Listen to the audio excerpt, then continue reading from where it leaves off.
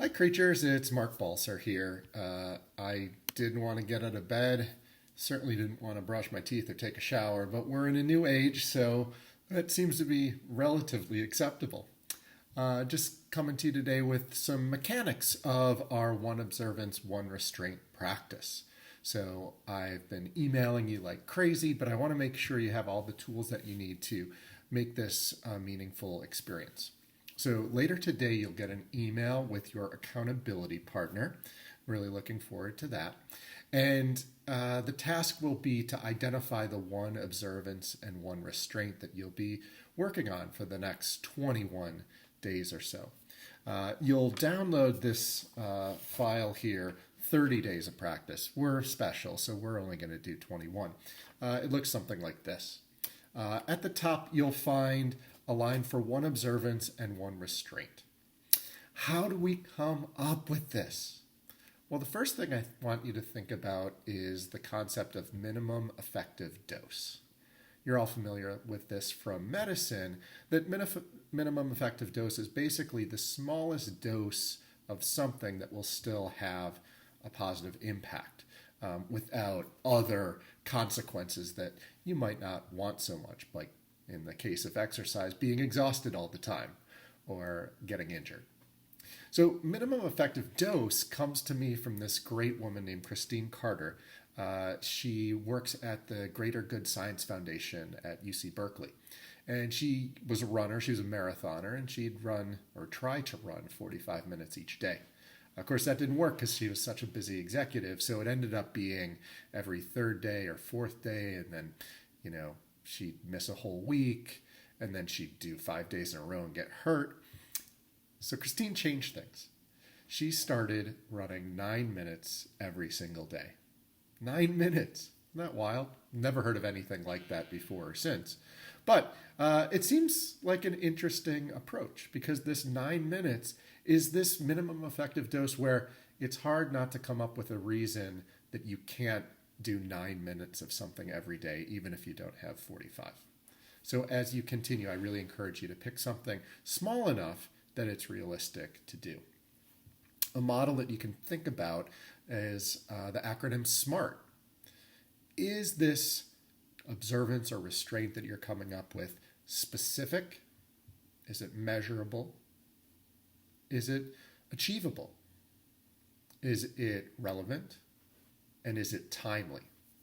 So I'll kind of share that in the context of my kale habit that I'm looking to build. So it's pretty specific. It's clear, it's simple. Every morning, I'm going to eat kale. At the same time, it's relatively flexible because I can eat it whatever way I want to. Measurable. It's pretty simple yes or no for that. Achievable. Well, it should be. It's staring me in the face even though I don't want to. Relevant. Like how will this have an impact on me? Well, I've got a buddy, John, who has switched to kale for breakfast each day, and he says he just feels so much better than he does when he has that giant bowl of sugar cereal and a soda each morning. So I think it'll be good for me. And is it timely? This is an important one given we're doing 21 days of practice, that you really want it to be something that you can evaluate each day. So I'm going to eat kale every day. I'm going to exercise each day. I'm not going to have snacks each day. I'm going to have one conversation where I tell a family member I love them each day, and so on. Anything that you'll be sure to be able to measure each day. Gets a little harder with the restraints. My restraint is that I have this tendency to kind of wander off in conversation, not in a mean or spiteful way, but basically I just kind of get distracted and start emptying the dishwasher or walking out to the car. That can be really frustrating for my family, even if they don't express it. So that's a little bit harder to monitor, but it's also a great practice to learn and experiment. So the last couple of days I found myself catching myself when I'm wandering away, even though I might continue to wander away. If I do that often enough, I have this feeling eventually I'd be like, am I still going to do this? This is ridiculous. So keep those principles in mind as you're coming up with your observance and restraint. So You'll begin to fill out this sheet here. I've got kale for breakfast as my observation.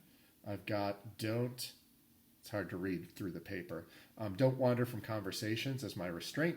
And then I've begun to fill in the days, the 13th, 14th, 15th, with my success there. So it might be as simple as saying, yes, success. Or you might want to write a little note. So on the 14th, with respect to the wandering from conversations, I noted that I was just caught up and didn't do anything about it. But then on the 15th, I continued to wander from conversations, but I was catching myself, just like that meditation we did the other day, which gave me the opportunity to begin again. I'd leave the room and still have stuff to do over there, but I'd ignore that and immediately come back to the conversation. At the very bottom of the page, you'll see a space to put your partner's name, your partner's email or phone number, and your support plan. It's really important because this is an accountability partner, not someone that you'll give pats on the back and rah-rahs and you can do betters, but instead simply witness what they're saying. So my support plan with my partner Josh is to text him each day and have a telephone call once a week with him. So I'm actually going to do that right now, just to give you a sense of how simple we want these to be. So opening a text conversation with Josh here, I'm going to say, this was for yesterday, Saturday. So Aug 15, habit. Kale. Raw. Yuck. But I did it. Wandering. Success. Caught myself. So there's a pretty good chance that Josh is going to understand what I'm talking about here, but it's not really for him, it's for me. And knowing that Josh is out there reading this, if I have 10 days in a row where I didn't do anything, eventually I'm going to probably kind of guilt myself into getting back on track. So Josh will get that, and he won't respond in any meaningful way other than perhaps sharing his own habit progress for the day. I think I'm going to leave it there. I've got a couple of things scheduled for this week, and this program is really front-end loaded, so I promise you the reading and all that will slow a bit so that we can drop into practice. On Thursday, which is the 20th, I'm going to offer a live Q&A on Zoom at 7:30 p.m. I'd encourage you to send me questions, particularly those that you think apply to everybody, and I'll answer those live, whether you can be on the call or not. I'll record it and share it with you. So that's all I got for today. Make it a good one.